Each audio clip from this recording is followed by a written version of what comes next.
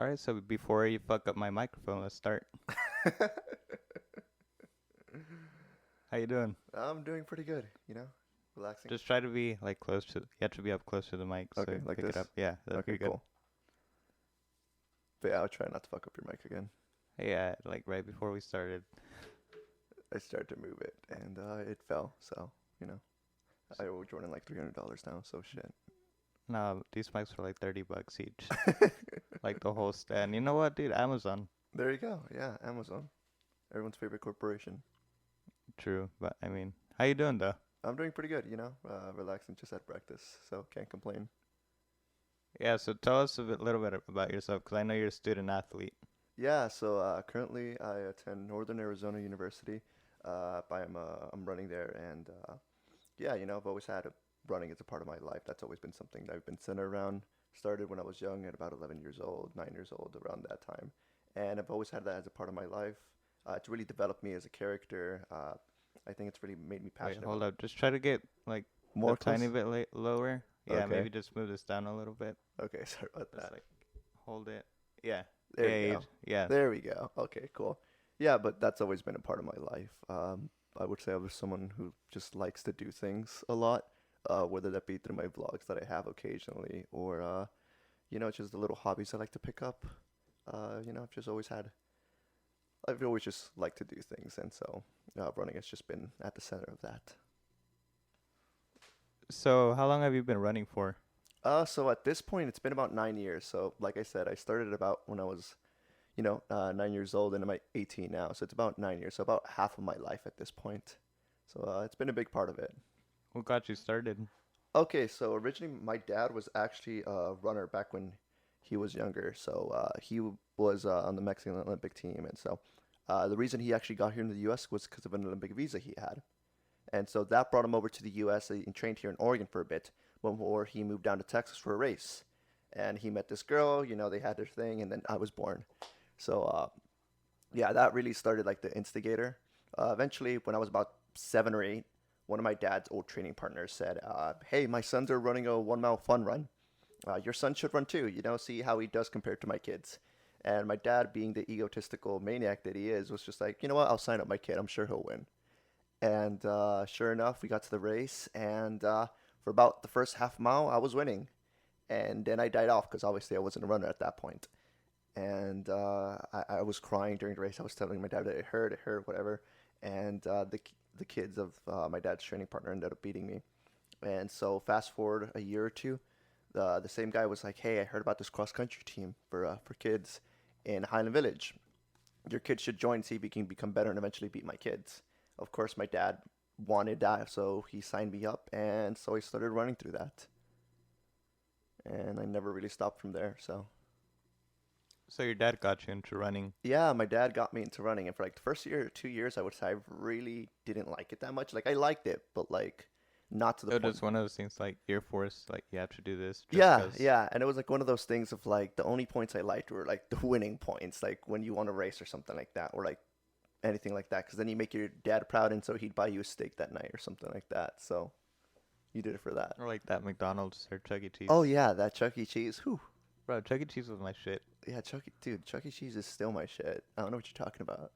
Still, what you mean still? I Yeah, still, like, I hope you have younger siblings. yeah, I have a younger Okay. sibling. Yeah, but I haven't gone there in so long. I think I went there like 2 days ago. So Did you really? yeah. Do you believe in that whole Chuck E. Cheese conspiracy? Oh, the whole pizza gate or whatever. Like, yeah, how Yeah, they where it's reuse the like pizza. they reuse pizza. I mean, okay, so there's like two sides of me on that aspect. So I know when they cut the pizza, they showed that it can get like misconfigured, but like I remember like so my school cafeteria, occasionally like they'll have 3 or 4 extra slices from like the last pizza, and so they'll put in the next pizza, and so they'll just put it like they'll take 4 slices off the new pizza off and just put it there. So like I wouldn't doubt if they reuse the pizza, but I don't think they necessarily grab it from the trash. You know what I mean? I hope not, at least. That's a really good bagel, by the way. Yeah, thanks. I I'm eating it appreciate it. right now while you're talking. Yeah, I made him a bagel before we started, so well, half a bagel. But I mean, it's just eggs and bacon. Can't go wrong. Is what I told him. But yeah, I don't know. I don't know about this Pizzagate thing.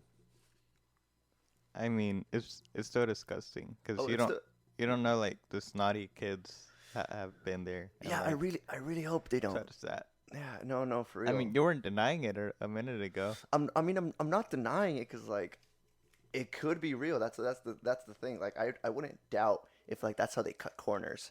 But another part of me is saying like there'd be like some employees who'd be like, yeah, we do that. They'd come out, you know, because like it's not like something like the manager hides. Like they would go through like a whole ritual to go through it. Like no, like we would know if they wanted that. There'd be like some employee structure thing. I can see it happening maybe like in one or two stores, especially where it's like the manager's fault because he's trying to like cut corners. But I don't think it's like a corporate policy or something like that. Who knows? Who knows? Yeah, maybe they're against us. Who maybe they want us to eat the kid's snot or something like that. I mean, there's all these like different theories about like government and like them starting AIDS and like all of that. I mean, You can't deny. yeah, I mean, the government aid thing.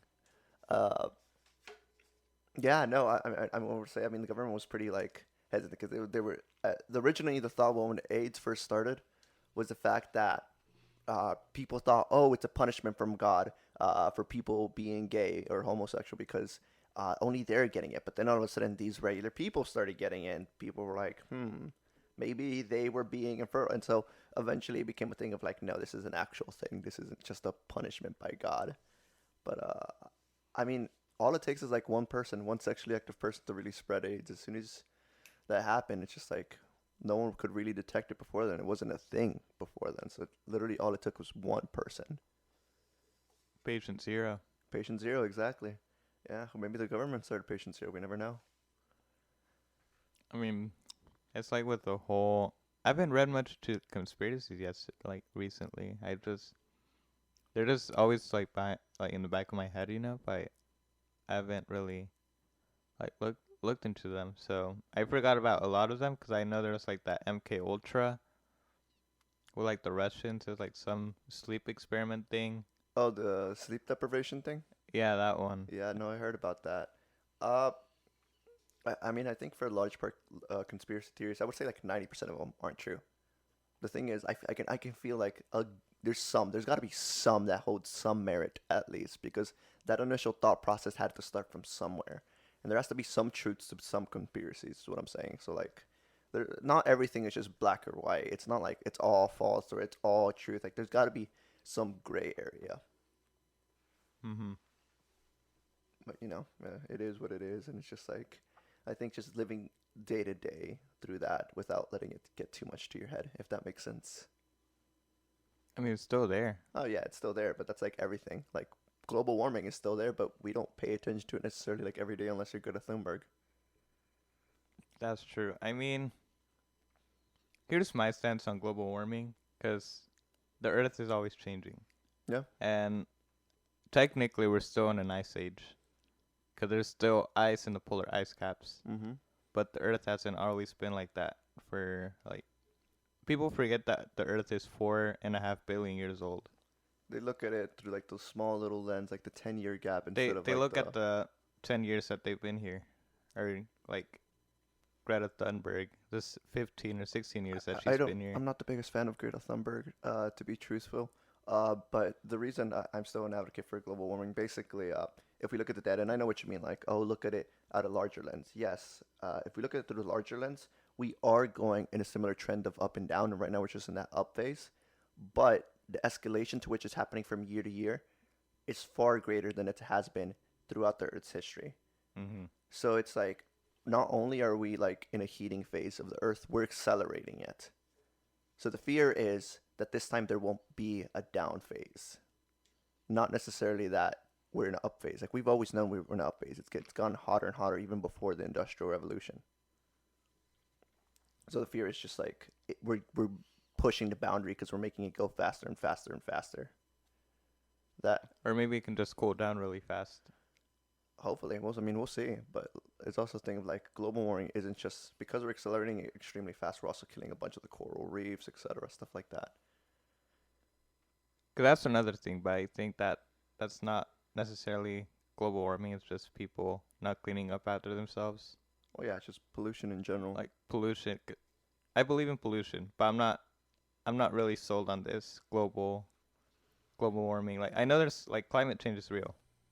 Don't get me wrong, but it's not as bad as they tend to scare us with. But Well, I know pollution's definitely a problem. well, I mean, okay, so politicians will, of course, the ones who are advocates Mm. for radical change, of course, they're gonna make it exaggerated, like, oh, we only have 12 years, 8 years, 4 years. That's the point, because then if a person thinks we only have this certain amount of time left, then they'll be like, we have to vote someone in who will do something about it. And the politicians who don't believe in it aren't going to talk about it, so they're going to vote in the people who are talking about it. It creates a mass chaos, and therefore they're voted back in. It's a political tool at the end of the day to get people back in office.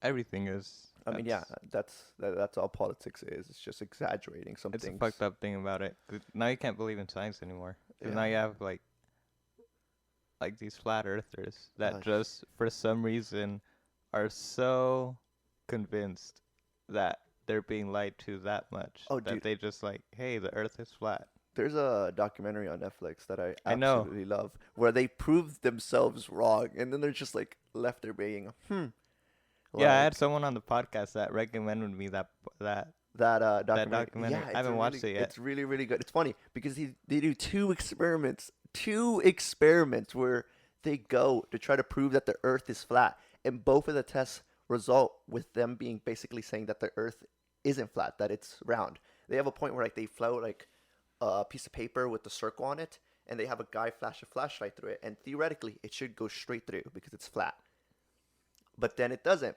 And then they move it a little bit upwards, I mean a little bit downwards because the Earth curves, and sure enough, there's a light, and so like they're just left there being like, And so after they watched this documentary, because this documentary is a couple years old, I checked up on the guys, seeing like, hey, maybe they let this new information change their lives, but no, they're still flat earthers. They just dug themselves deeper, and I think the main reason for that is, and this is also goes for politics and for really anything in general. Gotta Once stay you closer. Yeah, once you get your personality so merged with an idea, if that idea is challenged, you'll go super against it Oh yeah. because it's like you made your personality based on this idea. So if this idea turns out to be a falsehood or not true or just not anything, then it collapses your identity. So you can't let that happen. So flat earthers, if they truly make their personality all about being a flat earther, as soon as it turns out that the earth isn't flat, which it isn't, they're shattered, and so they can't allow that to happen. And that goes the same thing with politics. People who just delve themselves into it, that will lunge themselves into a political party or opponent or just a specific political person. And so once they entrench themselves in these personalities, they can't let themselves change. They become so close-minded because if someone challenges that, if their view is actually stunted a little bit, it destroys their personality because that's what they've based themselves on. And so I think that's the main problem right now with politics is that people base themselves so much on their political party, on their opponent, against someone that they can't be challenged because they're so associated with that side. They made it a part of themselves. And that's what really is causing the conflict right now between the right, the left, Republicans, Democrats, etc. And why do you think people do that? Like, or if anything, first, how do you find an idea like that? That hey, the Earth is flat. How do you find an idea and base everything around that? Well, I don't think it's necessarily the simplest thing to jump into. I would like to compare it to me and like running, for example. Like you'll have one person that's close to you kind of introduce the idea to you. And over years, they just introduce it in little tidbits, just a little bit more every single year, until one day you realize, you know what, I like this. And so that was the same case with me. I ran a little bit every single day. It was a part of my life. I entrenched myself until eventually it was like, I was like, this is a part of me. And I think that's the same thing with ideas. Someone will introduce it to you, and you'll be like, "Yeah, that sort of makes sense." And so, as soon as you do that, and you allow yourself to be surrounded by the type of people who also have the same idea, then it'll slowly be implemented into you, slowly but surely, over years and years, until it's basically everything you have. Mm-hmm. Something that's really fucked up, like for example, the Nazis were the same way. Yeah, I mean, Hitler didn't obviously start off by saying let's kill all Jews. It wasn't just like immediately switched like that. Because I don't feel like people are against any, like, how do I explain it? Like a certain group.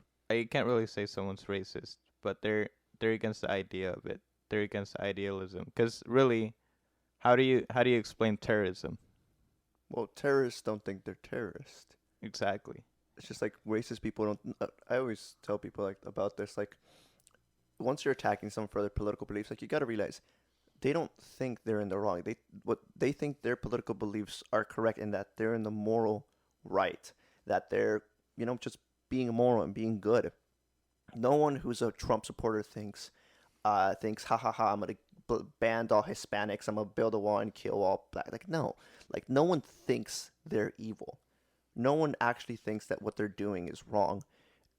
It's just that they'll see themselves in a light different than yours, and so that might not be the correct light. It might be, who knows? But the thing is that no one actually sees themselves as the enemy. Everyone always sees themselves as the underdog, as the good guy at the end of the day. So you got to understand where people are coming from. Like even Donald Trump in the office right now isn't, even though he was impeached yesterday by the House of Representatives, even like right now he doesn't think he's the bad guy. He thinks he's gonna be attacked, and like that's understandable. Now, is he actually being attacked? That's up to you. But what I'm saying is just like at the end of the day, no one thinks they're actually that bad guy. It's just really it's human nature, Um, really. it's always been an us versus them dynamic, whether it's been through tribalism or, through like early human settlements. It's like the caveman that Rainy was talking about. You go inside the cave with like the giant fur coat. Like, Exactly. hey, look at me. Let's go fuck. But yeah, I don't know. It's just it's a dangerous landscape we can be It's in. very dangerous because like even like people get out of control with their beliefs. Like I always use the Nazis just because Nazis are. Hitler Hitler never. I mean, he did say let kill the Jews. He said in an indirect way though, but he also said he wanted to make Germany great because Germany did get really fucked up After in World War One. both. Yeah, Yeah. and World War Two. Yeah, they got They fucked. both got fucked up, and They then deserved it a little bit after World War Two. Not gonna lie. I mean it was the leaders, and when you have like that sort of leader, the people get so scared that they can't really go against it. Well, people forget Hitler was voted into office. hmm Like it But wasn't. they didn't see him as we're gonna go kill the Jews. We're gonna do all of this. Well, they saw him as like They saw him as a savior, an as economic opportunity, and because he he did did. do a lot of good things for Germany. Yeah. Like people, you can't deny it. He started the autobahn. He started like even our interstate in the U.S. is based off of the autobahn because Dwight D. Eisenhower was in Germany while World War II was going on, and he loved the idea of the highways, and now they connected to the big cities, Yeah. and he brought that over. But that was a Nazi idea. I always love that. So there's this meme that I love looking at. It's like Ford saying, "We love our creator, Henry Ford," and this other car company saying, "We love this creator, the French person, yada yada." And then like there's like Volkswagen in the corner just being quiet, not talking about Yeah, their because creator. you know why I started it though. Why? Oh, Why I started Volkswagen. didn't he want like it's called People's Car because he Yeah, wanted it's every called German to have a Volks car. is like people, and then wagon, car. Yeah, So it's the wagon of the folks, of the people. of the people. Yeah, Because he wanted everyone to have a car. exactly. Yeah, and so I mean you gotta understand where everyone's coming from to a certain extent. And like even like BMW, which was Bayern Motorsport, which is there's something like that, which is motor cars from the south, and they started in that similar time period. And Mercedes also started in the 40s. Mercedes Benz, Hmm. Porsche, like all of the best cars you see today, everyone's like, I want an Audi. Like, look at that R8 that's driving there. It's That all shit's German. Yeah. beautiful. Look at that Porsche, that 911. Like, I want to take that out for a ride one day. Conflict tends to derive or Like tends to shit, I create like innovation. shit. My parents own two Volkswagens. Like they're great cars. Yeah, When have you seen a Volkswagen broken down on the street, on the sh- side of the street? shit, you got me there. No, I was just gonna say like conflict in general tends to create innovation. Mhm. So whenever there's war or anything, that there tends to be a tendency that there's a mass push for the scientists because you're trying to win. But inevitably, what ends up creating is it creates innovation Gotta get for other closer. things. So it'll make a push for better medicine, a push for better transportation, for push for better energy sources, etc. So whenever there's been a mass conflict on the world, it's always really pushed the sciences forward. Now, it's at the cost of people's lives, which sucks tremendously. But it's always been a tendency that war or just conflict in It's general tends either to war drive or it. space. Yeah, wars. Well, the thing about space is the space race was kind of a battle. Oh yeah. The space race with the Soviets was kind of a fight, and surprisingly, people don't like to admit this, but the U.S. actually lost the space race. Oh, they did. Yeah, because the space race was first person to get to space, first person to get this person into space, and the Russians did that. But then the U.S. kind of changed the objective. It was like, no, first person gets person on the moon. And so I think it's just funny because it's like that one kid who's I like, mean, the Russians even went to the moon. They orbited, but they didn't land yeah, before the U.S. did. So that means they actually go that far before the U.S. ever did. They it, even went like they launched Sputnik first. yeah. No, the funny, it's like that one kid who like tells you, okay, let's race to that point, and so they lose, and so they're like, just kidding, it's to that point, and so now because they already were already running, they beat you there, but it's like, no, the term was over here. You just changed the Mm-hmm. starting line, the finish line. It is like they say the battle's always on the winner's point of view. Yeah, exactly. I mean, Soviets aren't alive today, so like the U.S. can say whatever they want. They're not alive to tell the tale. Yeah. Mm. But have you heard of what was it called? It was a it was a project. It was right after World War II where the U.S. took a lot of people from the Nuremberg trials and they brought them over. A lot of Russians over, or a lot of No, like Germans. Germans, Oh like yeah, from the Nuremberg well that's trials. okay. So That I was was from I'm gonna look it up. But so basically what ended up, because I'm actually pretty educated on this. So basically what ended up happening was the fact that after Nuremberg trials, when we were in the Cold War, the Soviets had way better like what do you call it? Had way better missiles, had way better practically everything, except for one thing. The U.S. had one thing on them because they had their aerospace engineering, it's like their crafting of planes was leagues ahead of the mm-hmm. Germans, and so the U.S. always struggled in the Cold War, mostly because of the fact that Russians had an incredible ability to basically be spies, and so basically just have the intelligence system sort of like get on the U.S. So they knew basically everything about us, and the U.S. knew nothing because every single attempt by the CIA that was created and stuff like that to have like agents over there on the Russian side failed, and it failed massively, and it would always end up resulting in the capturing of like the U.S. agent. So the U.S. knew it had to change the strategy. So I can't remember what German scientist it was, but basically after the Nuremberg trials, a lot of scientists were given an option to go to Russia or go to the U.S. And so because of the idealism in the U.S., the fact that there wasn't really a dictator in the U.S., a lot of Germans chose to go here to the U.S. And so what that caused, because they already had a mass information on like German aircrafts and stuff like that, they were able to really push forward. And I can't remember the name of the guy, but this guy was the guy who created the stealth plane, like the really cool one that you see. Yeah. The and basically the reason it was like so powerful was because its purpose wasn't to necessarily just like attack anything. Like it doesn't have anything to attack. It's like Oh, a it was Kurt Davis. Kurt It, Avis, I think so. Kurt Yeah, Davis. yeah, and he made like the SI 82, 81, something like that. But basically, the purpose of this aircraft was to fly over Russia, kilometers above the air, at about like 12,000 feet. So like above anything a missile could get to. And so fly above Russia, 12,000 feet at like Mach 8, and just fly above Russia and take photos. And that was the U.S. like intelligence system. And so what ended up happening was that whenever Russia saw it on the radar, because they would catch it on the radar, they'd send a missile up there. But by the time it got to the 12,000 feet in altitude, it flew back down because it ran out of fuel. So they sent planes up there to go with it. And so what the plane would do, it would move and switch over to Mach 12. Mm-hmm. Like the plane was stupid, ridiculously fast. I can't remember the name of the plane. And it's like it was in active combat for like Yeah. years and years and years. I think it was in active combat for like 16 years, just flying over Russia, like daily, and like Russians couldn't do anything about it. And it was never intercepted by the Russians. Like the Russians could never catch it. It was only caught, I think, like 3 times, and that was like passively. But they never actually managed to shoot down one of those planes, Mm-hmm. which I think is incredible because at some point it would fly over Moscow just to tease them, and I think that's just funny. Really, like Germans have always been on some other shit. Yeah, they have a tendency. Like Now they've shit, Albert Einstein was from there. yeah no He helped develop the atomic bomb. That's why he wanted them.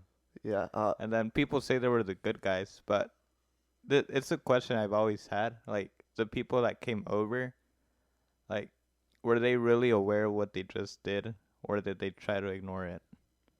Because they uh weren't. We on like if you're gonna be like one of the best scientists in Germany, like you have to be close to the leader. I Because mean you're not gonna be that good and like you know what I mean. Like if you're gonna be Kurt Davis or Dr. Blum and doing like all these aircraft that are flying over Russia on the daily.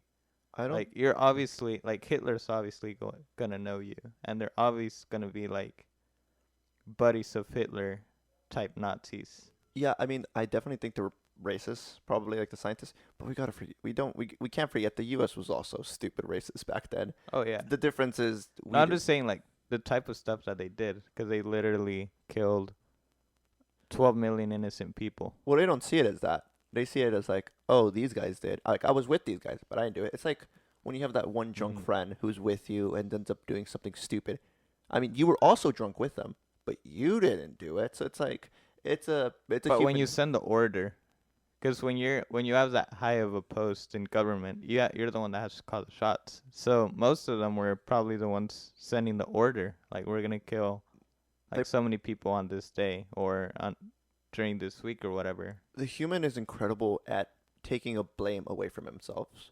My only assumption is I'm not them, obviously. Because no, like you can take away the blame, but one thing is you know that you did it, you know that you killed this amount of people, or do you fake it, or do you just acknowledge it and accept it and try to move on from it? No, I No, just find it that's funny. Yeah, yeah, that's yeah. why. Like what? That's something that I've always wondered. They probably just put it in the. I mean, my thought process is like they try to ignore it, and if someone ever questioned them, or if they, even if they question themselves, like they probably did, they said, "Yes, I sent the order, but I didn't actually. I wasn't the person who actually did it." And so you try to disassociate yourself from your actions, especially when they're bad actions. That and it's like it's a time of war, so like it's not like they probably think they did it like in the bad. Like their excuse would be like, well, I wouldn't do it in real life. It's just this was war, and so I had to do this and I had to do that. You try to disassociate yourselves from your actions as much as possible. Like I remember there's this picture where it's Kurt Davis. He was one of like the main Nazi guys during the war, and there's this picture that he's literally sitting down next to JFK and Lyndon B. Johnson while like during a moon launch or something like that, and you can see it right here. And then something that I learned from it was a book called Operation Paperclip. It was Annie Jacobson, that was her name, the author, Mm. and she was explaining how all of these Nazis have had like scars on their face. Like you can look it up right now. Like they all had like some sort of scar, like a dueling scar, and it was because they would duel, like literally for fun when they were young. Like you can look it up right now. I don't know if you are, but it's crazy. Like it's the exact image. Like if you were to look up evil scientist, that's what you picture. You see like a guy with like some sort of scar on his Well, face. we picture that because that's how like U.S. artists depicted him. They probably depicted him like that because that's how they saw the Germans. Yeah, but still, like not like they all did that for fun when they were younger, and they just had these scars on their faces. They walked around in them. No, like even like not even like not as so even if you knew nothing about this, if I just told you like look up, for example, Scarface, or something, like you're gonna automatically just they just look so villain like. Yeah. Yet they were walking around heroic. Like that's a picture. And then if you zoom into his face, you can see the giant dueling scar, and that was very Nazi. Like that was a very Nazi thing Yeah. to have, is have that dueling scar on your face. Yeah, I did not see that coming. Yeah, that's why. And you have him sitting down next to like the president of the United States of America, and how that's supposed to be like a heroic moment, like a win whenever they're launching like this thing to go to space, go to the moon eventually. Well, I mean, it's like Not I only said. that, there's still a Kurt Davis award.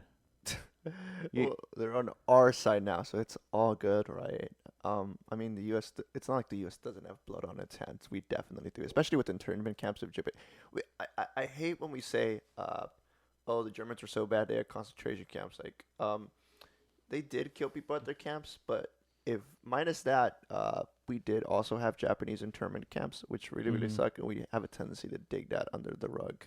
So it's not like the U.S. Yeah. doesn't have blood on its hands. Oh no, no It's shit. They just because we're the only superpower really right now, other than like China right now, we're seen as the good guys, so we're allowed to write that sort of history.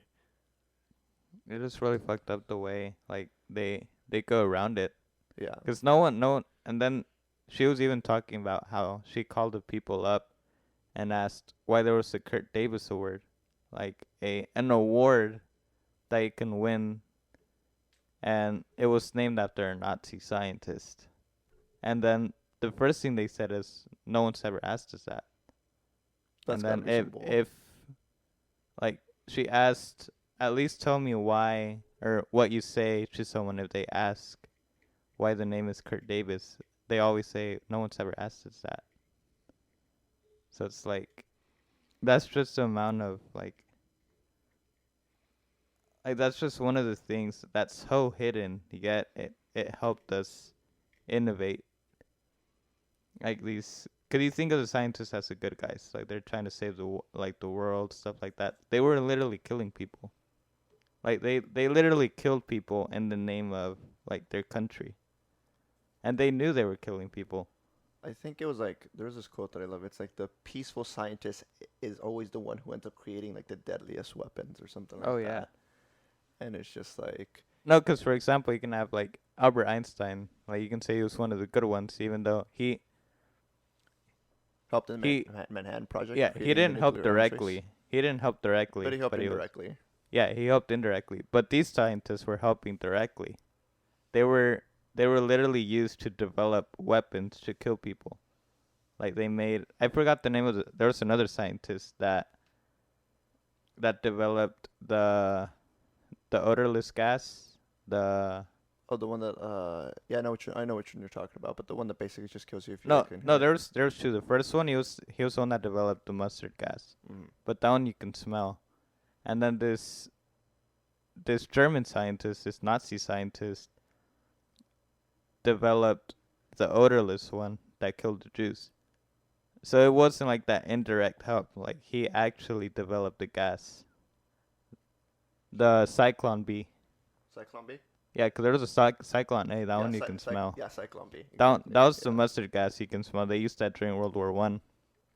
But the Yeah, it was. scientists developed the Cyclone B, which was the one that used Yeah, it the was odorless one that was used to kill the the one Jews. based on cyanide, That one. puric acid. Yeah, just Google it right now. But to think about, he was the scientist that helped directly. Like he was the one like, look at this gas I made to kill people, and that's what they were doing. They were developing like different planes, different rockets, all this like sort of warfare to kill people. It wasn't even save the country or whatever. It was just we're gonna kill people with this. Or Yeah, like you said Albert Einstein helped indirectly, but they were helping directly, and he even said that if you could have made it out of Germany, you would have done it before all of that happened.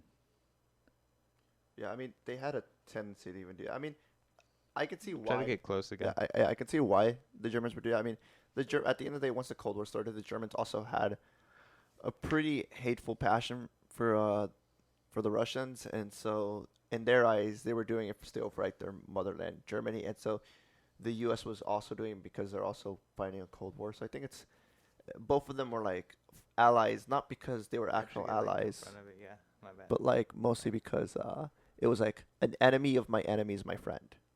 Mm. So it's like we just played along those lines, and so we because we were still in conflict at the time, we didn't care where the scientists came from. We were like, who gives a crap? Like at the end of the day, Yeah, it's true. Cause we it was either we got them or the Russians got them. exactly. So we're like, no, we're getting them, and so I mean, at the end of the day, it sucks that these people who killed millions of other people had a second chance. I mean, I feel like at that point you shouldn't have a second chance. But you know, it is what it is. We can't change that part of history. All we can do is acknowledge it and its existence. That's the thing, though. We no like no one Yeah, really knows about that. yeah, we have a That's tendency not that's to no acknowledge like it. that's fucked up. No one told us. When did you learn in school about Operation Paperclip? No, When did they show you like it's the not a part of the picture? curriculum. When did they show you the picture of the Nazi scientists sitting like next to the two leaders of the free world? Again, we're seen as the good guy, or we Hmm. perceive ourselves as the good guy. So So they hide it from us. they don't hide it from us. They just don't show it in front of us. So they do hide it because they're not showing us. It's like you know that mom when she's trying to give her kid vegetables, but like she alludes it with like chicken in front of her or something like that.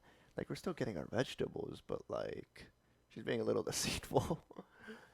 But I mean, it's not like the information isn't out there because It it is. is. It's just a way where it's all set up where we don't know and we're not supposed to know. Although I am grateful for like the innovations of the internet and stuff like Hmm. that. Mostly because it's like now it's not like a thing of like hiding books. Like no, information is out there. Oh yeah. Like everything is out there. There's nothing you can hide at this Really, point. all it is right now is the information revolution. Exactly, yeah. And I mean, I appreciate the hell out of that. Like at this point in life, like you can literally find out, learn, do anything through like the internet and stuff like that. And then this goes to the whole education system that I love discussing, and I probably discuss in every single episode. That they're still trying to brainwash us. But then again, I understand that it's the schools trying to fight for their lives. Like that I can get. But Hmm. when they try to take advantage of you, that's the fucked up part. When I have to go to school and pay $200,000, that's the fucked up part. If I can go if I go to the bank right now, tell them this brilliant idea about a brand new thing and all I ask for is $20,000, they're not gonna give it to me.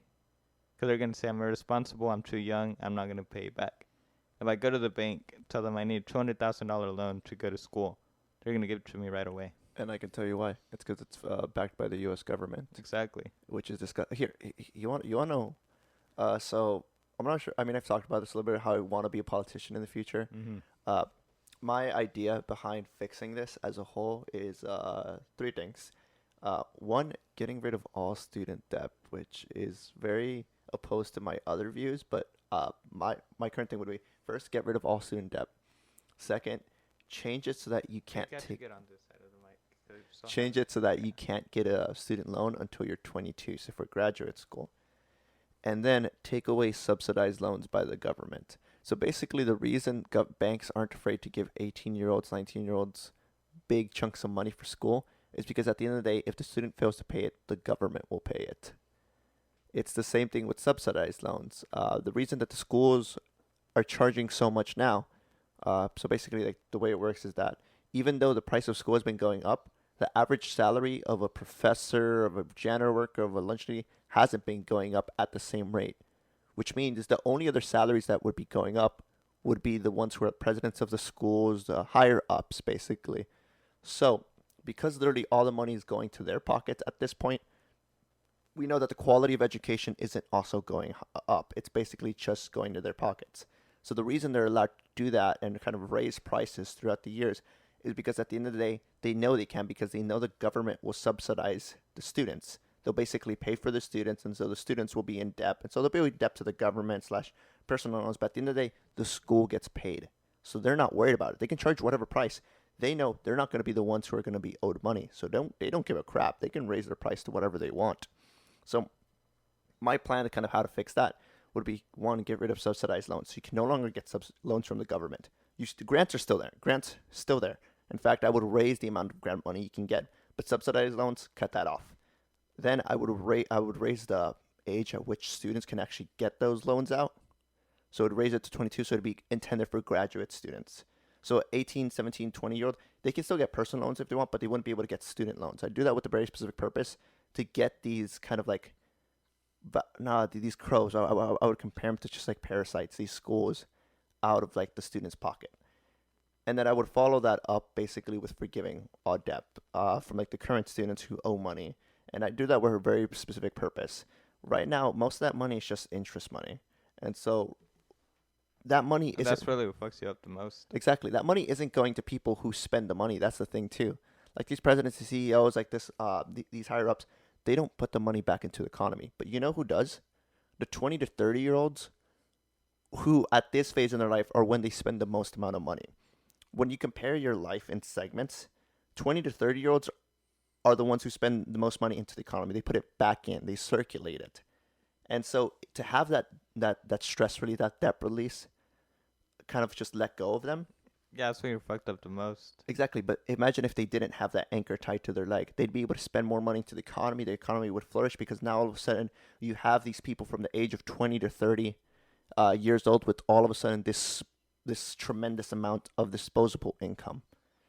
And so that I mean, I think the reason school has gotten so expensive is because the government's allowed it to get expensive because we're backing it up at the end of the day, and we shouldn't. So I just feel like it's part of the information revolution because in reality they're finding like they had to fight to stay alive, so that's why they make it difficult to get a regular job without some sort of education. yeah, I mean that and part of like I think we have a culture that tends to gravitate towards college more than anything. Like you're encouraged to go to college all throughout your life, but I don't think everyone needs to go to Mhm. college. College isn't for everybody. There's trade school, there's art jobs, there's so many jobs that you don't need a degree for. The only reason I'm pursuing a degree is because I want to pursue politics in the future. If it Mhm. wasn't for my political like endeavors, I wouldn't be in school. Mhm. But You'd it's probably be running somewhere. yeah, I'd probably be in Kenya or Mexico, one of the two, training. But I think it's definitely a thing about like how our culture tends to really advocate for the college education. And I think we do need a very educated public, but not everyone needs college. And so because of that, these universities are allowed to kind of just raise the prices to absurd amounts with the expectation they'll be paid back because they will. They'll be paid back by the government. And so we're really the ones who are just paying the government back. But if we just had the government just back off a bit, the prices would lower because no one would actually be able to pay the prices that the schools would be Yeah, and it's charging. like the whole like that's why I'm saying it's set up this way because they need to make money. Like they both need to make money, Well, or yeah, else like it's the just reason it's still like this is because people in the higher up positions are lobbying Congress yeah. to keep it like that, and so it's easy to just keep things the same. So Mhm. and right now the Congress is pretty divided. I mean, Congress is divided to be gridlock. We're designed to not let any new bills pass. In some parts that's good, some parts it's bad. But it is what it is. We just got to keep pushing forward. Vote Edgar 2036, etc. Stuff like that. So what would you or what would be your plan? Because I want to get I try not to get into politics, but I just want to keep it like as neutral as possible. What would be your plan to? Because right now you're in college. Where are you, freshman Yeah, I'm a in freshman. Yeah, college? first year. So what would be more or less of your plan? Like Does this as of right now. yeah like what would be your plan to get into like Po- into an office, even if it's like I've had this planned out for a couple of years now. yeah it's just something like I've always wondered. So I've always been into the same three things, and it's like I call it rep. Is my acronyms for it, and like everyone who like knows me personally knows that these are the three things I've always been into, and that's just been running, entrepreneurship, and politics, and that's the exact order I tend to pursue them all three.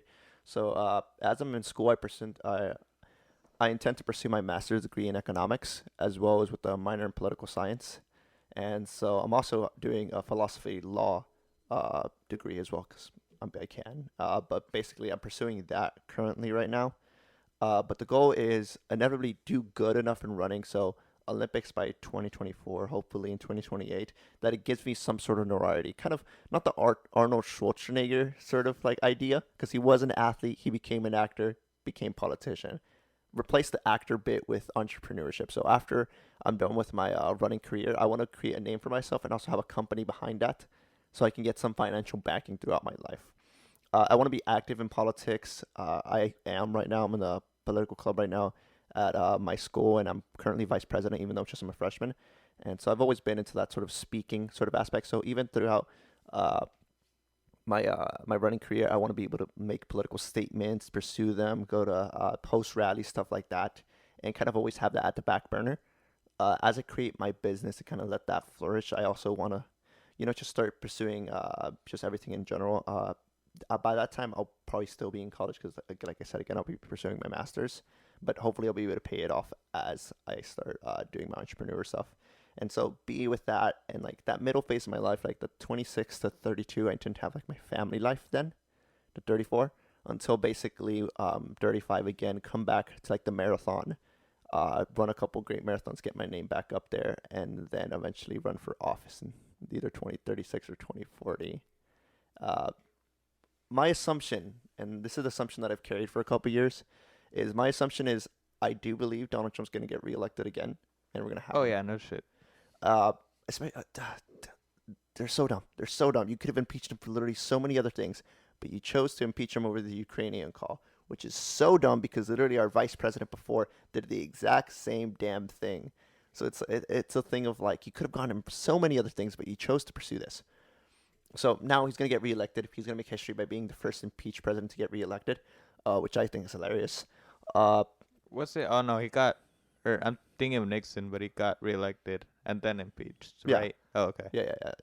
Because Nixon was actually a pretty good president, other than being a douche and like actually like spying on the Democratic Party. Yeah. But Other than that, he did do a lot of yeah, good he did stuff. a pretty good job.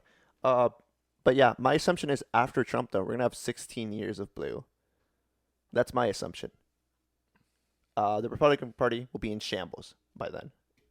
It'll be in shambles after like two-term blue presidents, and so the Republican Party won't know what to do until eventually, by year 2040, when the population is about 37% Hispanic, all of a sudden this Hispanic will rise from that party, will kind of restructure it to his liking, and lead it to an actual win. So explain like to my non-Americans like listening to this. Try to explain a little more like how the whole like the red blue Republican Democrat thing works out. I Like mean, just the best you can, really. I know it's really fucked up. Then again, every politics in general is fucked fucked up up, and yeah. like, but yeah. So so Trump is technically Republican. I say technically mostly because he's kind of not. He's kind of his own thing, The which is only pretty funny. I mean, this makes sense because independents have never won here. It's just the way it is. It's fucked up. I feel like more independents should run, or just in general, just not even political parties, just your name. Cause that's one of the things that's fucked up about, especially here right now, cause everyone's so partisan.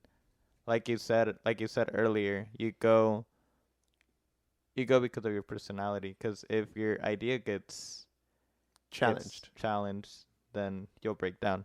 Hmm. And most people do that with they choose their side. They choose either, oh, I'm a Democrat, I'll never vote for Republican in my life, or vice versa. Even though, like, in my opinion, like I grew up in like more towards a Democrat household, but I like singing independent because Ronald Reagan's my favorite president, Oh shoot, same.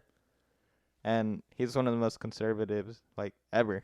I was gonna say surprise. So Ronald Reagan is my favorite president. I would say of I all mean, time. he was the same. I mean, more or less, they're like Trump is like Ronald Reagan because they were in terms I of like the disagree, but Hollywood. we'll talk No, about that like in a I'm just saying second. like in terms of not.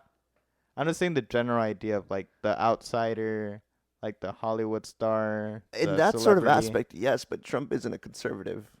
Hmm. By the way, for non-Americans or for even people in general, I always have to argue the definition of conservatism. People, whenever they hear that, say, "Oh, you're anti-abortion, anti-woman, anti-immigration." Like, no, conservative has nothing to do with social issues. Conservative just means smaller government. That's Mm-hmm. all they want. I mean, if you want to know my stance about like abortion in general, is I think it shouldn't be illegal, as in the government shouldn't be in charge of that. Same thing with gay marriage or marriage in general. Government shouldn't be in that because that's none of the government's business. That's really no one's business. Just Exactly. go fuck whoever you want to fuck. Go do whatever you want to do. Like I don't give a shit, and I don't think the government should give a shit. But yeah, okay. So the reason I think Donald Trump's gonna win again is I mean, he's very much so. I feel like I'm gonna lose a lot of followers after this, but Oh go yeah, ahead. No, I mean everyone knows. Like be real. yeah. I'm saying like the reason he's gonna win again is because he's a great strategy. He's dumb. Don't get me wrong, he's dumb. But for whatever reason, he is great at strategizing. So right after the whole impeachment inquiry happened, I was scrolling to like Instagram, and on his official Instagram, he posted a photo of himself saying, "In reality, they're not after me. They're after you. I'm just in the way." So he's framing this to be in the light, saying, "Hey guys who support me or even have some sort of support for me, this isn't about me. This is about you." So he's getting people mad. He's getting people riled up, just like Greta Thunberg would with climate action, with climate change. He's purposely kind of going after his audience, getting them worried because now it's a thing about it's personal. It's no longer about just him. It's personal. It's about the person who supports him, and so by doing sort of strategy, and he's done this a lot. He makes it personal to the point where his base sort of thinks they're being attacked. That's why his base goes out and votes at record numbers. That's Oh same. yeah. That's the and it's also a thing with like the UK politics that happened recently. Like the Conservative Party beat the Labour Party by a long shot. I think the Labour Party is like the lowest amount of seats that they've had since like 1932. So I think it's definitely a thing about politicians having a tendency to kind of just make it about the person, and so his strategy to kind of win 2024 is very Oh, smart. it's like even you said like Donald Trump isn't really like he's actually a genius. It is the way he's targeted by the His media. political managers are stupid. I mean, stupid, incredibly dumb. Even though that's like an oxymoron. But Uh, not Trump. Like Trump knows how Tr- to even Trump knows from how to the run a business because yeah, but he's a CEO. he's running America as a business. Yeah, That's really what he's doing. Look how great our economy is right now. I will say one other thing. I don't know. So right now, people are weird. So Trump hasn't really attacked the things that people thought he was going to attack. Like he hasn't really built the wall. He hasn't really attacked abortion. Right? He hasn't really done anything when it comes to social issues. Yeah, 'cause he's like He's not worried about it. socially we're the same. Like That's why nothing. genuinely I like him in Yeah. office 'cause he's leaving the social stuff alone, He hasn't done anything with it. which the government should leave alone. You know, like if you want to marry a man, go marry a man. If you want to marry a woman, go marry whoever the fuck you want. And that's like Trump hasn't done anything to that. He hasn't done much with immigration really. They're just really trying to scare us.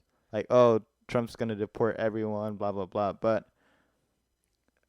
the reason he's saying that is like you said, rally up the people, because instead of saying like immigrants are doing this, he uses it he uses imagery with that. He's saying that the immigrant's gonna come in and steal your job. So when he says like he's gonna come in, you like your brain sees like an actual person of color walking in and like stealing your desk. That no, like he's imagery with everything. Yeah, he Like does it. you start breaking it down. Like you can see it even from the first debate, like the very first debate when they ask him about the women, and then and any other person, it doesn't matter if you're a politician, if you're a professional speaker, doesn't matter who you are, you'll be fucked after the first debate. Whenever they asked him the woman question, and then what Trump said, he did like they're saying you said this comment about this, blah blah Oh, blah, I remember that. And so, and then like out of nowhere he just said only Rosie O'Donnell. And what he did is that yeah, it wasn't the best thing to do, the best answer to say, but what he did is everyone erupted in laughter. Everyone was laughing because it was completely unexpected. It was well, very unprofessional. It was He's a TV star. What? Yeah, he's a TV star. You know So that? what? Wait, hold on. Let me finish. So what he did at that exact moment, he took away all of the energy from that question, and it went to Rosie O'Donnell. And you can see like the image of her. She's not like the best looking person. So by the time that's up, by the time his question was up, he didn't even have to answer it. He just took the question to the completely different path, and he focused it from the people that were erupting in laughter, and he used that to empower himself He instead of breaking down like, oh yeah, I said this about women, I shouldn't have said that. He would have been gone after that first question. Well, I have two comments for that. One, the reason Trump can never really be targeted like that is because Trump is a mud monster. Mm-hmm. He's made completely from mud. And so, if you are a political candidate and are squeaky clean, you try to attack the mud monster, all you're gonna do is get mud on yourself. Mm-hmm. And then your cleanness compared to your dirtiness, it won't look like anything. The reason you can't put dirt on Trump is because he's made of just dirt. That's the Donald Trump way. Because that's Donald Trump. He's like the stereotype. You know the stereotype of like that rich like guy who like sits on a golden toilet, who like has that luxurious lifestyle with like girls to his side. That was literally Donald Trump's life. That stereotype was based on him.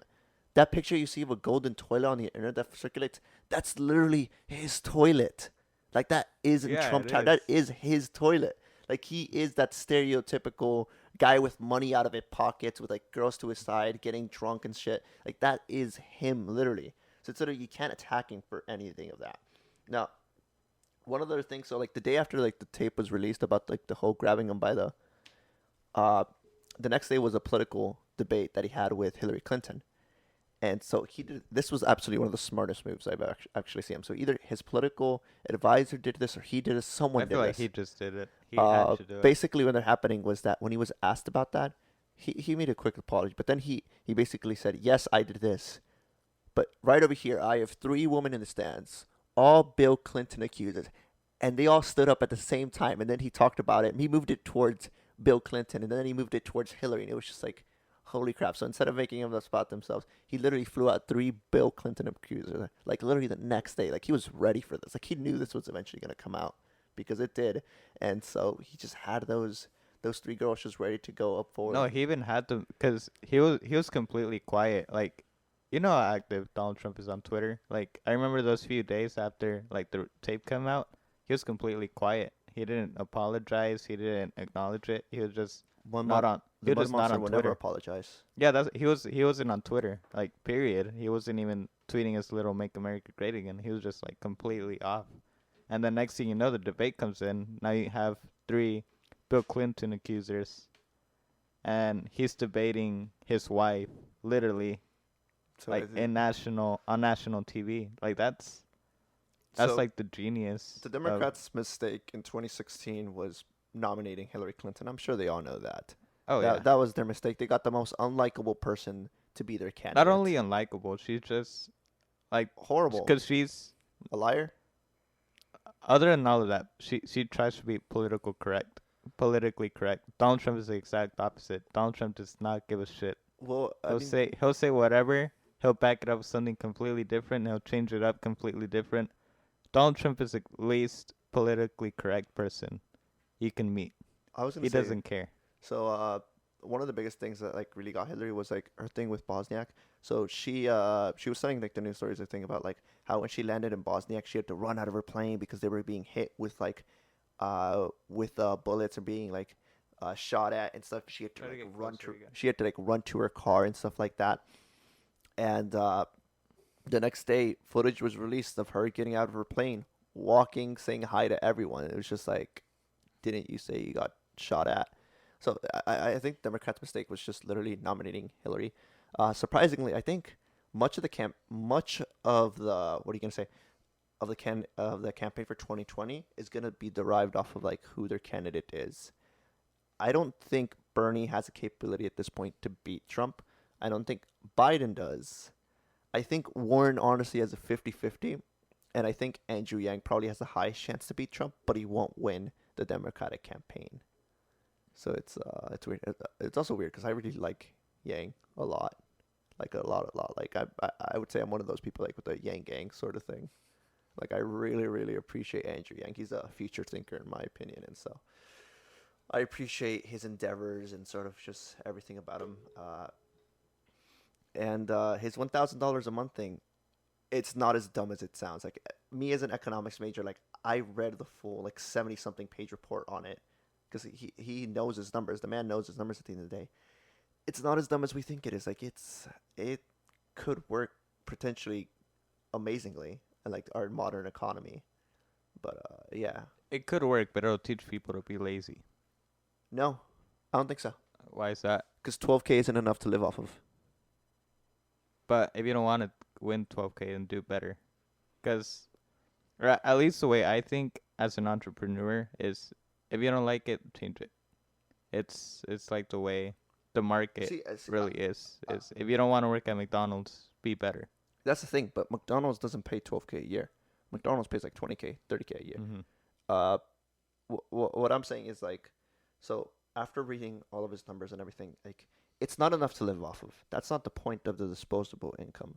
The point of the disposable of the income is so that you have a little bit extra as just a person to kind of live off of. And the other point is once this 12K goes into effect, a lot of the other things like so government just government partnerships, so programs by the government are going to be taken away as well. So like food banks stuff, like, not food banks, but like just a Like lot food stamps. food stamps, etc., stuff like that are taken away. Now the purpose is that is one, the government's bad at spending money, so why are we letting the government spend the money? But also two, it kind of puts the person at fault if they don't know how to manage it well, because all of a sudden you have 12K an extra income a year, and let's say you work at McDonald's and get paid minimum wage. You don't get paid minimum wage, by the way, at McDonald's. You get paid $9 an hour, and that and minimum wage is different in other states. Where I live, it's like $13 an hour, and everything is stupid expensive, which is why I love Texas.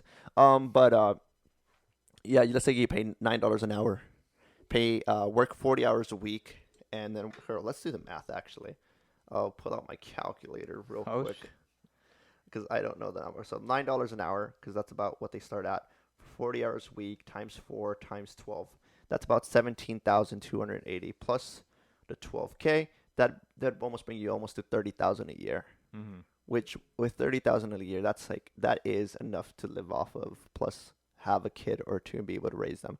And then if you have two adults in the household, that's 60K almost. Mm-hmm. So at that point, there's almost no excuse for necessarily being to live off of your own that, and it wouldn't take as much money as you think, because really we're changing the money from going to social programs such as food stamps to go to the income instead, because food stamps cost a lot more than we actually think they do, mostly because the government's doing it. So WIC and all that stuff, if they instead go to the universal income thing, it becomes a lot more easier for the people and for the government and cheaper in general. So we wouldn't have to raise taxes on anyone in order to do that. I feel like he should just drop out of this race and just wait till the next one. Just cause, like, He's gonna run again. oh yeah, no, yeah, that's what I'm saying. I think He should his just, his he should point just, is like, of running for a long time. It's kind of like the Bernie mm, strategy. Like yeah, run with as long as you can, so that next election you do better, because you yes. already have a base and now it's just growing it. Although he has an event coming up called Donald Glover X Andrew Yang, and I think that's awesome. What about Kanye West 2024? He's not actually running, is he? It's Kanye West. You never know. I'm not voting for Kanye West What makes you say that? because he's bipolar as crap. Isn't Donald Trump similar?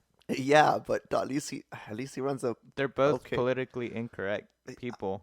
Kanye West has a $1 billion company now. Yeah, Donald Trump has multiple of those, but Donald Trump's 70 something years old. Kanye's 40, like 42, I think, 43. look. I love you, Kanye. I love your music and all, but I'm not voting for you. Nor should I think anyone else should vote for you. Look, you're great. Like Trump is pretty. He's been the same person year through year. You change way too much for me to vote for you ever.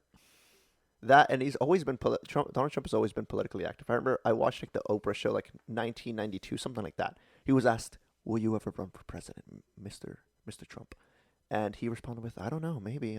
Like he's always been like the Well, exact same person. Trump's been a lot. Yeah, that's true. But he's also been around longer because Kanye is still like 40. Yeah, but Trump had developed his personality by then. Kanye, who the heck knows what he's gonna be next year? He went. But that's still the Kanye West way. Yeah, that's the Like more or less, because people really see like, cause I'm more or less the same. Cause one day I'll say, hey, I'm gonna have this podcast, blah blah blah. The next day I'm like, well, shit, I want to do like I want to build a hemp company, and then I'll just be going back and forth. And really, like I'm the same person, but I just have different ideas. That's similar with Kanye West, cause he'll base his energy where he thinks he needs it. Right now, he's basing it a lot more off of clothes. But if you go even to the college dropout and they were having interviews then, he always talked about he's always wanted to make sneakers. He was sketching sneakers when he was 5 years old. When he was 14, he went to the studio and wrote a rap, Green Eggs and Ham. And he paid his mom like $20 so he can get some studio time for like an hour or whatever. Like he's always had these ideas. They've just been going around, like more or less. He's just been switching back and forth. But it's like the type of energy that he has. I think the main reason is because he also goes through like phases in the sense of the type where he directs his energies, and they're not necessarily lasting. I mean, he had obviously his Trump phase. He has now his religious phase. He had his phase before that. Uh, Trust me, I love his music. I absolutely do. I'm not as big of a Kanye fan as you are, obviously. I say as we sit. I just had to bring it up because we're talking about politics, and then But he's gonna be in the question later on, and I know he is. Like I remember he started out with 2020, and he always said Kanye 2020, but he realized Trump's gonna win again. So it's like, well, I'll wait till 2024. I mean, he can run in 24. He's not gonna win. I mean, you never know. He's not gonna win, Jordan. Look. People, I just like having these fun debates. It's I was what gonna say, it's like, what kills maybe time. It's a long ass podcast. maybe he'll get a good demographic with the 18 to 24-year-olds, but we still forget a lot of boomers are still alive. Lots and lots of boomers are still alive. What about 2028? Maybe There he has a chance. no, still not. I feel like he'll have a chance eventually. He'll have a legitimate house When according we're to the when White we're House. the equivalent of boomers, And maybe he'll have a chance. and Kim Kardashian being the first lady. Holy hell, Jesus. Okay. I mean, look what she's done recently 2040. with the Incarceration thing. yeah. Yeah. I Like mean, she's actually been doing a lot of good. yeah. I'm not denying that. She's not just like the hot mom. I mean, she is, but she also has other stuff. Isn't she She's not Melania. doesn't What she- does Melania do? She's just a model. I was gonna say, Exactly. but doesn't she have a sex tape out there? Do you think Melania doesn't have one? Look. It's Do you not. think Donald Trump doesn't have one? It's not on the main page of Pornhub though. That's all I'm saying. No, that's what I'm saying. Like, do you think Donald Trump or Melania don't have one? It's not out there. That's the thing. But it can be, It can be. Holy and heck. it probably will. But Donald Trump won't care. He wouldn't. He'd be like, "Look, I told you, I've big hands, therefore I have big." What? He actually Yeah, said like that. he'd That's an actual Donald Trump. he'd quote. acknowledge it. Like he would acknowledge it and take his energy on You like what something you else. see? He'd take his energy on something else, and then he would still win in 2020. I want that now. I want a Donald Trump sex tape to be released and him to still win. Oh my goodness. He's still gonna win. It's like they said. He can stand in the middle of Fifth Avenue, shoot someone. He won't lose a voter. Yeah. That's the scary thing about him. But I and then mean, I remember something they were talking about how the way he manipulates people, and in politics is really what you need to do. He was like the whole visuals thing. Any other politician would say ISIS are these bad people, they're a group of anti whatever you want to say. But what the Donald Trump way is, these people are gonna grab you and throw you into a cage and drown you, or they're gonna burn you alive. They're gonna And grab whenever you. you, They're gonna burn you. They're gonna do everything they can. They're exactly, gonna hurt you. It's un-American. We shall not allow it. We're gonna exactly, nuke ISIS. We're gonna bomb the hell out of them. On another Donald Trump no, quote. exactly. And whenever you see, like, whenever you said they're gonna grab you and burn you, like, you see it. You have that image in you of like a burning human being, or like, well, shit, I don't want that. Wait, Or whenever he says that all these countries owe us this amount of money, blah blah blah. He'll just say, imagine you're standing in a room with $1 billion. Just think about how much that is. Think about how much you can do. And well, now you have that image in your head, like, well, $1 billion is a lot, and that's how much they owe us. Maybe it isn't that much, but he'll use that image. well, He knows how to trigger that. he's a businessman first. Yeah, It's like he's exactly. got to know how to make the deal. So he's got to know how to like make those He thinks beyond the negotiation deal. art of the deal. Have you read Art of the Deal? I haven't. You I I need to. I have. I have an extra copy if you want to read it. I Uh, need to. a little known secret. Hopefully, not the librarian from Turner hears this, but I checked it out from Turner and I never gave it back. You know So what? Hand it over. I've honestly wanted to read it. I just want yeah, to see what actually, no, the actually, hell's. so I'm pretty sure Ghostwriter wrote it, or I think Oh yeah, Butcher they did. did. But But oh my, they encompass what Trump says a lot. So I've read What Happened. That's the Hillary Clinton book, and I've read Art of the Deal. I want to read Donald Trump Jr.'s book mostly because it's just like I like reading politicians' book from both sides, mostly because you get a good handle of everything. See, I mean, my only gripe about Donald Trump is the Mein Kampf copy that of Mein Kampf, the book Hitler wrote. mm. Um, that's on his bedside table, or it was on his bedside table at some point. So On Trump's. yeah. So Other than the killing 12 million innocent yeah, people, still, he wasn't the worst leader. He did, like I said, he did a lot of good for Germany. I understand that, but like, he's Hitler, you know? I mean, Stalin, but he still made a superpower out of nothing. Yeah. I also don't like He Stalin. he got. I don't like him as a human being. I hate him as a human being, but it's the leader you want. In terms of, I'm gonna turn this like shitty country that just fought a civil war with itself, and I'm gonna turn it into a world superpower. That's exactly what he did. Let's move away from politics for now. No, I'm just saying. I'm just saying. Like, it's just No, not because of like. the idea, the idea of it. No, I know, I get that. I'm just saying, like, I think we've been in the politics hole for a little bit now. I think we should move I on mean, it's to part different. of your. It's part of your. Yeah, thing. You yeah, it brought it up. is. It is. Plus, But I haven't gotten much politics into this. I mean, I try not to, but I try to keep it. I try to keep it as neutral as I can. So if you, like, for example, you start talking a lot of shit about Republicans, then I'll try to like say from their point of view, or like no, I vice get that. versa. So that's really what I try to do. I just try to keep it neutral. Yeah, But I would just go along with whatever you say. look. 20 years from now, I'm gonna be running my political campaign. People are gonna be like, "Look at this podcast that you recorded with this guy. That's where he get. Let's judge him based on that." Like, Who knows? Maybe I'll be a billionaire 20 years from now. Like, you know what? I want to go to the White House. Fuck it. yeah. And I'll just be that Ronald Reagan, that politically incorrect person going to the White House. No, you're gonna vote for me. That's what you're gonna do. You'll be my financial advisor. No. I will be president. You'll be my financial No, advisor. You can be in my cabinet, I'm sure, but like depends on how much money you donate. What? Yeah, that's what happens. I'm kidding, please. We all know what happens. Yeah, no. But yeah, I mean, we'll see. We'll see.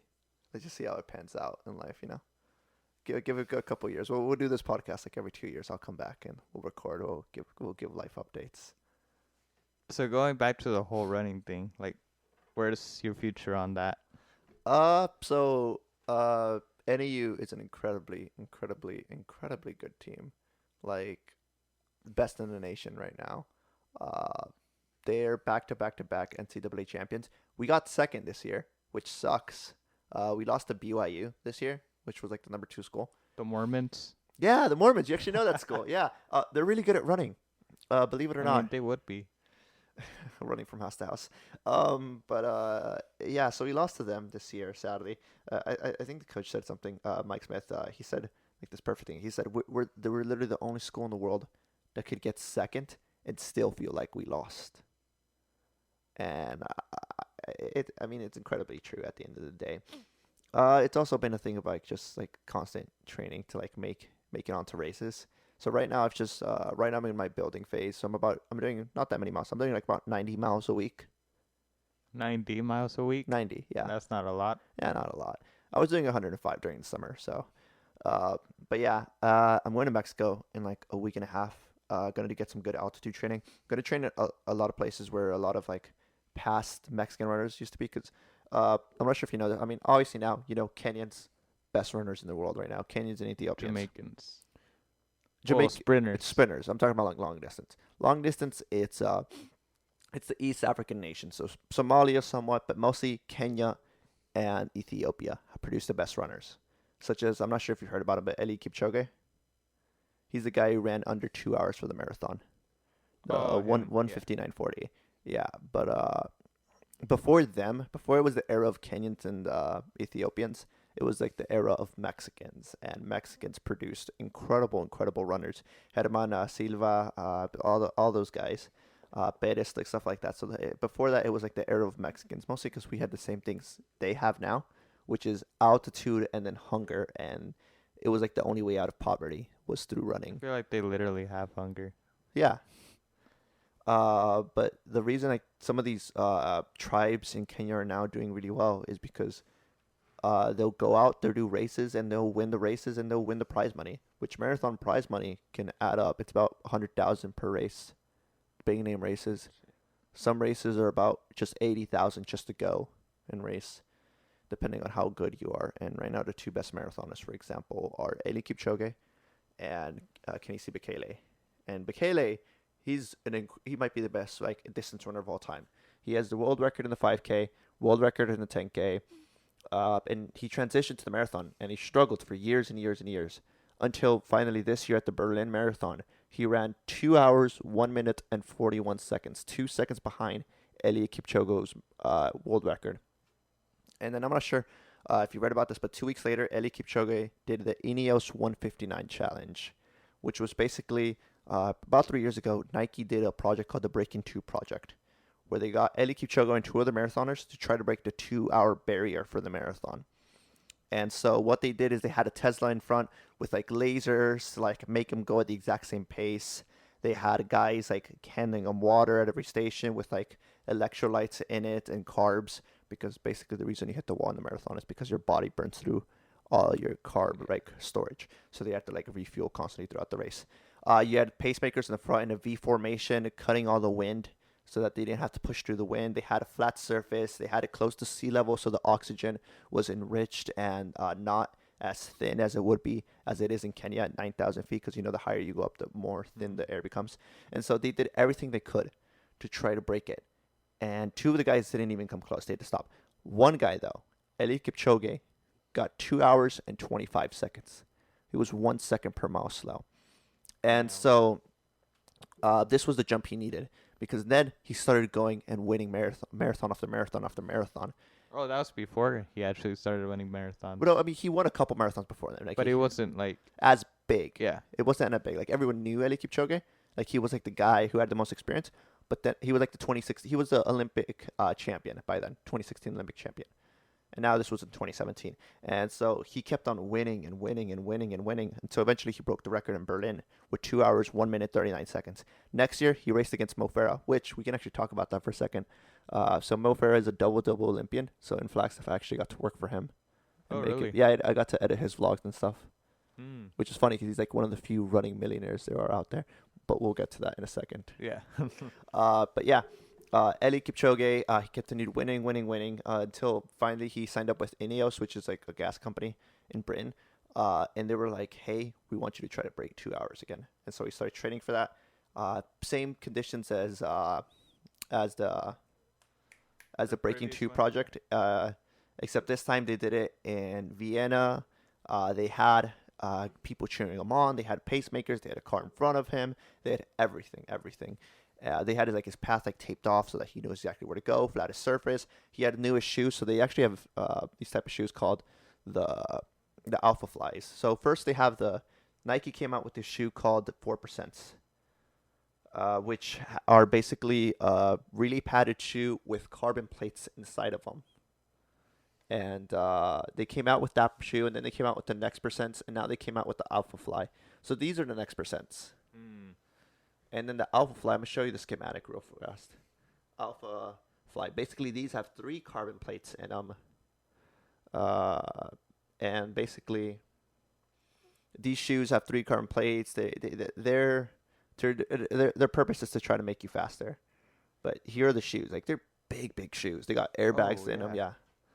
But that's the point of the shoe. Like it's a prototype right now, so you can't even What buy are the it. names of the shoes? Uh, So so like people can look them up if they want so to. the ones you can buy are called the 4%, Nike 4%, or the next percent. So the goal of them is that they improve your running economy 4%. Next percent improve it by 4 point something percent, basically 4 to 5%. Mm-hmm. And in the Alpha Flies, there's no percentage for that one yet. And that's because it's just a prototype phase, and that's only for Eliad and Bekele probably. But the 4% and next percent are both around the same price. They're about $250. They're not meant for the average Joe. They're meant for people who run marathons fast, as in people who run them under 2 hours and 30 minutes. They're really expensive shoes, really light, lots of cushion, and the carbon plate. So actually, I have a shoe called the Hoke One One Carbon X, which also has a carbon plate in them, but by Hoka, because Nike technically doesn't have like a patent in having a plate in there, and they can't because then the shoe would be called cheating, so they're not allowed to do that. But yeah, basically just search up shoes with carbon plates in them. There's a couple companies finally coming out with them. Oh look, you finished your bagel. I was like 10 minutes into the podcast. I finished it. Yeah, I just noticed, but yeah. But yeah, he finally ran the challenge and he actually broke the 2 hour barrier. He got 1 hour, 59 minutes, and 40 seconds. It happened like at 1 a.m. because like they did it in Vienna at like 9 a.m. But me and a couple friends, like we stayed up and we watched that stuff. We watched that race for almost 2 hours. It was an incredible performance. But yeah, I mean, as for me, I think it's just a thing about training a lot, making sure my endurance gets there and my speed, and hopefully I'll be able to break 4:10 in the mile this year. Go under 4 minutes 10 seconds for the mile.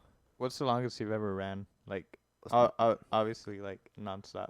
nonstop? I don't know, like 23 miles. It was during a workout. It's just a long run. So like I haven't done a marathon mostly because like I don't want to make my marathon debut for until like I'm in my 25s. But every Sunday I have Why a is long that?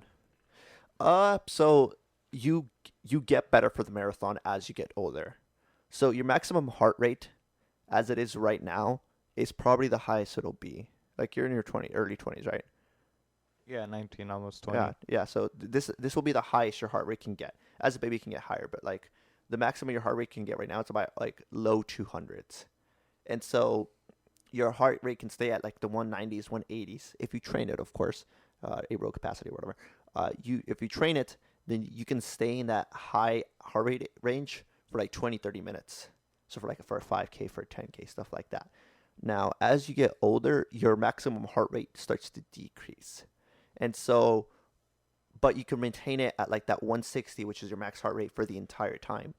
So, you shouldn't really make that transition to marathoning until you kind of have to, because that's when your body is designed to do that at that point. Like your body's used to running at a certain pace for that speed, and so it'll maintain that certain heart rate. Why wouldn't you train it while you can, like while you have that Yeah, you do low train it. 200s? Yeah, No, I'm saying like why not start marathons now? Why you can have you why have can. it There's like nothing stopping you. There's young guys running marathons out there at oh yeah incredible no, but I'm times. just saying like your What? personal Why me personally? yeah. Because I run collegial, and collegial races are 10Ks, 5Ks, 8Ks, and so that's what's paying for school. So Oh okay. yeah, and I love marathons. Don't get me wrong. Like I love the Yeah. half marathon and marathon distance. And I've had many coaches telling me like that's where I belong, especially with my stride length, which is like 2.3 meters, something like that. They say I have pretty good stride when it comes to like marathon, and I could do well there. But I'm like, I don't want to focus on that until I get that. My dad always says like focus on the shorter distances, like the 1500, the 2K, the 3K, and then slow as you dominate these events, then start to move up. Mm. And that's what Elliot did too. Yeah. Elliot started with the 5K, 10K, stuff like that until he moved up finally to the marathon. Mm-hmm. Same thing with Bekele. The best marathoners are guys who started with those shorter distances. Mm-hmm. And how do you prepare yourself for, like, for example, like your long run, like 8:23 Okay, so mile long? like I told you, I prepare kind of the same way how Mo Farah kind of does. Like I said, Mo Farah is a double Olympian. So he has 4 Olympic gold medals under his belt. He has 4 world championship under his belt. Like incredibly accomplished Britain runner. And I actually got to work with him. So I actually got to see how he prepares for his runs, and he kind of prepares the same way I do. Obviously, there's stretching, there's warming up, stuff like that. That's the stuff everybody knows. Yeah. But the stuff that not everyone necessarily knows, that they think like these incredible runners are serious, that they get their game face on before every workout. But it's not like that. It's a thing about having fun. Mm-hmm. It's like you gotta enjoy it, because if you don't, you're gonna burn off. You have to Oh yeah. enjoy every waking second of it. You have to appreciate running to its extent. Uh, I think I've gone to the phase where I can't go without running. Like it's what makes me happy. If I don't get to run, I feel like a little drug addict. I remember I got like a week off of running after Thanksgiving break, and like by like the 7th day, I was like actually I couldn't go to sleep because my body wanted to go run. It's a thing of like you gotta be obsessed with it. You gotta learn to love it with such a passion that you should be shaking if you don't get to do it. And yeah, I've always noticed like even Mo Farah, like a guy who's literally so accomplished, like he almost taught it like a game, like it was a game for him. Like he enjoyed it. He acted like almost like a child. There's like a buffalo at Buffalo Park, which is one of the parks we train at, and he would literally get on top of it and just like start riding it, because you have to have fun with it. You have to at the end of the day. Otherwise, it's such a grueling, tiresome, so nonchalant, so focus ready sport that imagine just like running for 2 hours just with pure concentration, just going straight. If you just do that and don't have fun with it, you're gonna burn out. And so it's a thing of like forcing yourself to kind of have fun with it.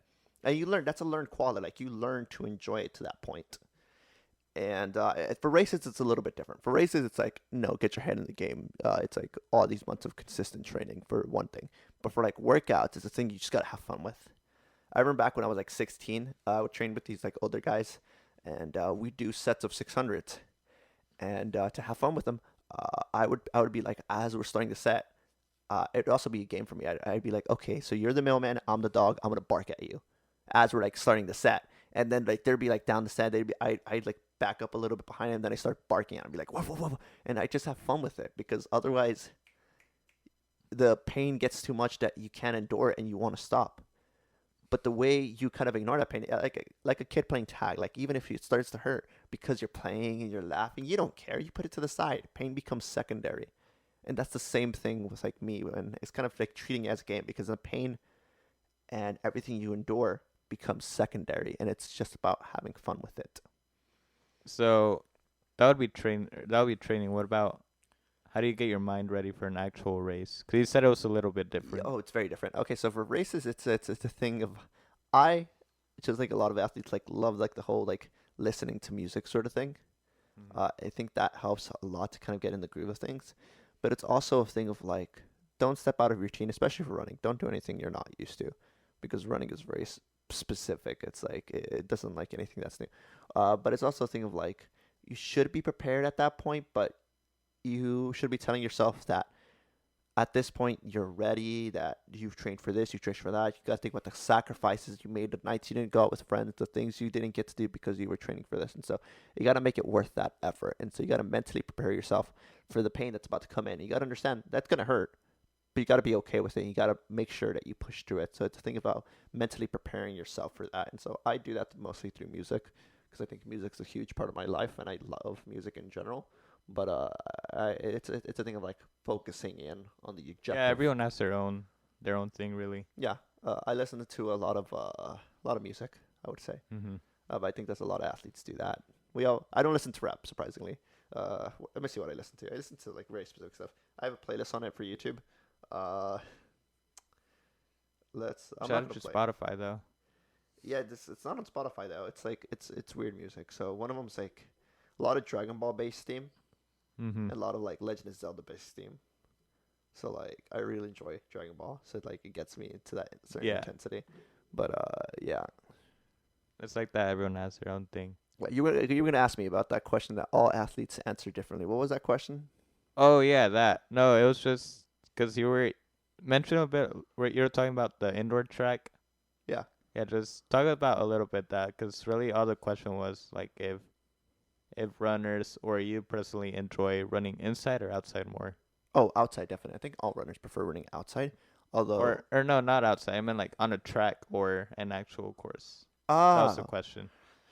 so it depends. So like Or road just race. talk about like the track a little bit. Like you can explain how that worked a So little bit, and then we'll go to yeah, the question. yeah, okay. So in the difference between like an indoor and outdoor track, or just like even a road. So the thing about tracks is one, they're faster, mostly because it's like it's very specific. It's like it's a rubbery type material that that basically like once you step on, like it should regenerate some of the energy back to you, and it's laps. But because it's laps and it's so specific and it's so based on measurements, basically what ends up happening is that the races always become strategical, especially the higher level you get. It's like knowing when to pass people, knowing when to go cut off people, knowing when to step behind, when to push gas, when to start your sprint. Like surprisingly, for being such a simple sport, running is very, very, very specific when it comes to strategies. It's like the way you know your strategies is knowing your body. And running, it's one of those things that you gotta recognize your body to like an impeccable amount. You have to understand your aches, your pains, what you're capable of, how much you're capable of pushing, etc. And on the track, it really forces you because it's so specific, like in the measurements, and it's because it's so ticked off by the meter that you really just gotta know when to strategize, when to pass people, when to actually make moves in a race. Uh, Comparing that with like indoor versus outdoor tracks. So indoor tracks are about 200 meters, so it's even sharper turns, which means even more strategy. While outdoor tracks will give you a little bit more leeway. The thing about indoor tracks is that you can't make moves as quickly, so you got to get into your position within the first 2 laps. Because indoor tracks are so quick, you can't really pass people easily. So it's a thing about like finding your position quick, settling in, and then pushing when you need to push. Outdoor tracks give you a little bit more leeway because they're obviously twice as long. Um, and they're generally faster because not as many turns. Comparing that with the road though, so if we just compare for workouts you tend to do your longer runs on the road, on dirt trails, stuff like that, because their long runs are not as like sharp turns. They're straighter. While on the track you do your interval workouts. You do your interval workouts on a track mostly because you can keep track of what meters you can pass at, what points you need to start, stop, etc. You don't have to rely on your GPS watch as much. And so because you do wear, like, I'm wearing a GPS watch right now, even it's something like on a track you can really get down those measurements. So you do your interval work. So your 600-meter repeats, 400-meter repeats, 200-meter repeats, kilometer repeats. You do that on a track while you do your longer distances on the road and trails. And then when it comes to races on the road, a lot not they're not faster as on the track, but they're definitely different in the sense that they feel faster, but they're not faster. It's weird. Why does it feel faster, do you Uh, think? Probably because you're actually passing things. So Mm. you don't usually train at race pace for that long times, and so especially on the road. But on the track, when you race pace, like you know the distances, so you know what you're running. But on the road, it's like you're passing things at a certain speed that you're not used to passing at that speed on the road. So they just start to feel faster. It's like Yeah, it's like when you see the guys like on a track like that camera angle like this, they don't look that fast. But when you do it the same thing on a road and you see them passing all these landmarks, Mm. then they do. So it feels faster when you're training, but not when you're racing. No, no, it feels faster when you're racing, but not when you're training. Oh, okay. Yeah, So why would it feel slower when you're training?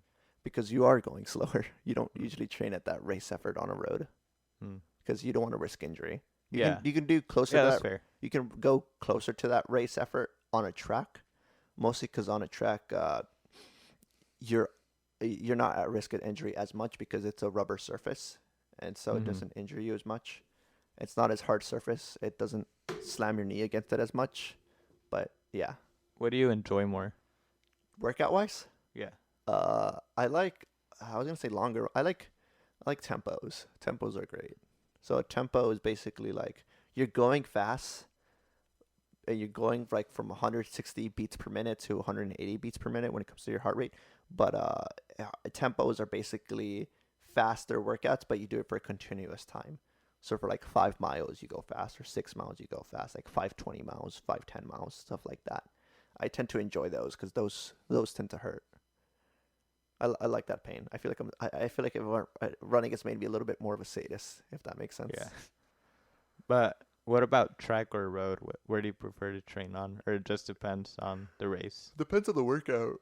So I prefer to do my tempos off of the track, just like my long runs off of the tap, and then intervals or fork legs. I like doing those on the track. Okay. And then I'm also not opposed against treadmills in general too. I like treadmills. A lot of runners don't like treadmills. I like treadmills. I don't. Yeah, I enjoy them. People are like, "Oh, you get so bored," and I'm like, "Yeah, but I put on some music. I'll be fine."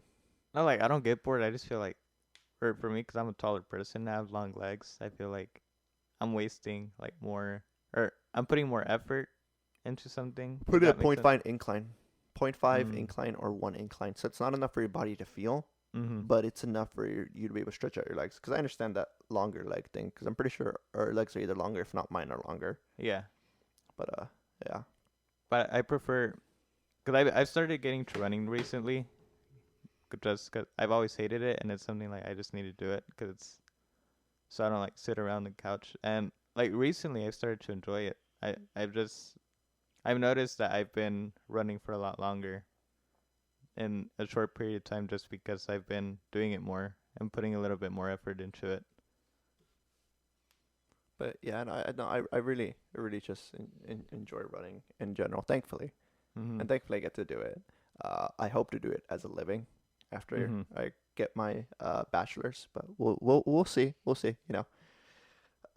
It's tiresome. It's definitely Oh tiresome. yeah. I mean, I don't talk about like my day to day life, but like if you want to know what my day to day life usually consists of, I'll wake up at 6:30, go run, work out, stretch, plyometrics. I'll finish that by 9:30 usually. I'll eat breakfast soon after. You have to eat breakfast within 45-minute time frame to So really you eat appreciate. after you run. You have to. You have to after you work out, Oh yeah. because you have that 45-minute time period in which your body needs the nutrients as much, Mhm. to basically to operate at the same level. And so to recover faster, I'll drink my vitamins, stuff like that. I'll shower, and then I'll go to sleep. And then I'll wake up and I'll eat. I'll do one little activity. I'll stretch, I'll roll, and then I'll go to sleep again. I'll wake up and then I'll go run. After I'm done running, I'll go ahead and eat again, stretch, shower, go to sleep by 10:30. Hmm. That's what your life is. It's run, eat, sleep, rest. Hmm. That's run, eat, sleep, rest. That's all you need. Yeah. And it's a little bit boring. Don't get me wrong. Like there's been moments where I'm like, I want to hang out with friends, but I can't. Oh yeah. Especially when you also put classes in there. It's like Oh you true. literally don't do anything except run, eat, sleep, rest, classes, homework. Oh That's no, it. dude. That's the same with me. That's all you do, Yeah. literally. And so your life becomes very repetitive. So you gotta enjoy it. You really just gotta enjoy it. I feel like it's a whole entrepreneurship thing because even like I remember I had this person a while ago. He was one of my first episodes. He was trained to be a boxer at that point, a professional. He now like he did his debut a few weeks ago. He won, so technically he's professional now, and he's 1-0. And he was saying like similar things you are. Like he just woke up, went for a run, did his workout, and then he owns his own gym, so he had to he had to keep that running, and then did his training a little more, and then it's just repetitive every single day. And it's really like the entrepreneurship that you have to do in sports. Consistency. Consistency is very Yeah, important. the consistency is the most important thing. Consistent. Okay. There's this quote by Licky Cho that I absolutely love and that I live by. He says, "Only the disciplined are free in life. Hmm. Those who are indisciplined are slaves to their emotions and their whims." You have to be disciplined. Oh yeah. That's the only way you can truly live free in life. Otherwise, you're just a slave to your moods, and you do whatever they say. If you don't want to do something, you just won't. Discipline is the key to success in life. And everyone who's ever been successful in life is disciplined. There's never been a person who's been successful in life who isn't disciplined. Oh yeah. And I dare anyone to name a name. Dare anyone. Mm-hmm. They won't. It's very difficult. Yeah, no, you have to be disciplined. You have to. But yeah, Any last things you want to say? Cause I no. know you're heading out pretty soon. Yeah, sorry. I mean, check me out. Hopefully, I'll have my first my collegial race in February, and hopefully you can check that out on. Yeah, just like feel free put drop It'll Instagram, it'll. whatever. I was gonna say it'll probably be streamed on ESPN too, at some point in February. Oh shit. So yeah, hopefully I'll do good, and yeah, I mean we'll see. Who knows? Hopefully I can PR, maybe win the race. I doubt it, but we'll see. I mean, can't doubt it. You Yeah, just gotta say that you are. I'm a freshman, sir. So it's like, Well, just tell yourself that you are. yeah. Okay. I mean, I'm winning it, There but you go. like, yeah. I'm trying not to be arrogant anymore. That's something I've been working And on. don't be arrogant. Just be confident. Just say you're gonna win. I If you mean- don't win, then you'll. If you don't win, but you said you were gonna win, then at least it's better than you're saying, I'm probably not gonna win, and then. Say, No, I want a PR. That's my goal. I want to get better. Yeah. Which I Yeah. will. I will PR, but like, getting top 3 is probably the main goal. there we we'll see. go. We'll see. Just say I'm gonna win, and if you don't win, but you get third place, and there you go, you got top 3. There you go. But if you say shoot for the moon. If you miss, you'll hit the stars. if you say I'm gonna get top 3, and you end up getting 6th place, well, you didn't get top 3. But yeah, watch my race hopefully in February. Late year, hopefully I'll be in outdoor team and get to travel and hopefully get to race a lot. Vote Edgar 2036 or 2040, whatever year I decide to run. But yeah, that's about Yeah, it's it. great having you on here. It was a few months Few in the making, but few months in the making. and but most of them were because I got busy with like my school and all of that. But yeah, hey, we're back on. we're back on. Let's get it. All right, man. I'll see y'all later. I'll see you.